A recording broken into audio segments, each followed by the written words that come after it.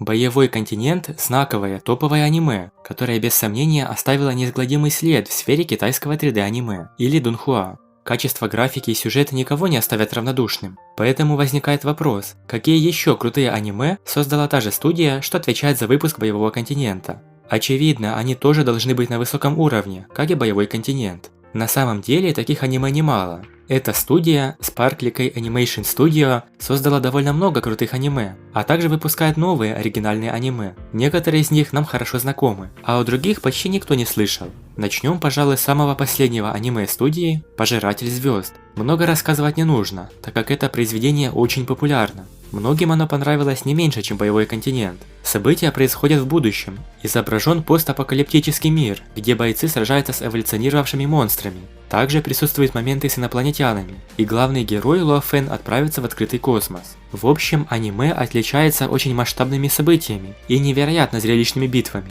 Графика на высоте, а каждая серия не заставит зрителя заскучать. Следующее аниме называется «Легенда Фуяо» или «Записи об усмирении монстров Дяньбао». Есть несколько частей. Мир в аниме довольно интересный, но немного непонятный. Итак, главный герой Кун Хунцзюнь вырос вдали от мирских проблем обычных людей. Его родители погибли, когда он был еще ребенком, и воспитывали его небожители высоко в горах. Когда он стал взрослым и достиг совершеннолетия, его опекуны отправили Куна на выполнение важной миссии, с которой юноше непременно нужно справиться. Он становится членом отдела экзорцистов, который борется со злыми монстрами. Кун Хунцзюнь должен противостоять злу, проявив силу и храбрость. Эта история полная приключений и великих свершений. Графика и модельки персонажей чем-то похожи на те, что в Боевом континенте.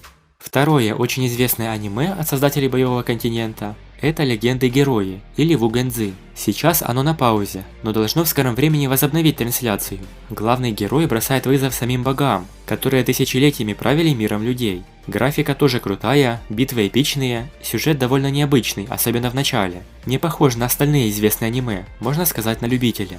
Малоизвестное аниме «Легенда о мечнике». Также есть несколько частей, даже полнометражный фильм. Изображен Китай древности. Вся страна раздроблена на множество царств, и в каждом из них есть свой правитель. Но самым могущественным стало царство Цинь, которое угрожает другим царствам. Противостоять в плане войны им фактически никто не может, так как по своей военной мощи царство Цинь значительно превосходит все остальные царства. Но царство Хань решает бросить им вызов. И теперь оба правителя начинают войну, которая становится очень затяжной и очень кровопролитной, не только для них, но и для всего раздробленного Китая.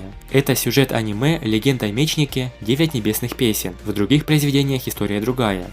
И последнее из списка аниме студии, подарившей нам Боевой континент, называется просто «Откровение». Также есть 2 сезона. Создано оно по мотивам популярной игры.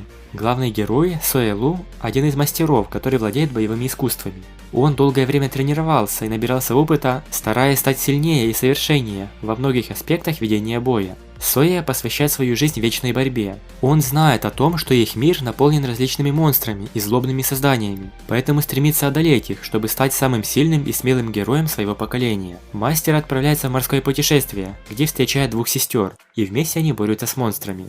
Все эти аниме достойны, чтобы с ними познакомиться. Возможно, некоторые понравятся не меньше, чем Боевой континент. Если вы знаете другие аниме этой студии, которые не были упомянуты, напишите в комментариях. Будет очень интересно ознакомиться. Спасибо большое за просмотр. Напишите, что из перечисленного вам уже удалось посмотреть и что понравилось больше всего. Подписывайтесь на канал и всем пока.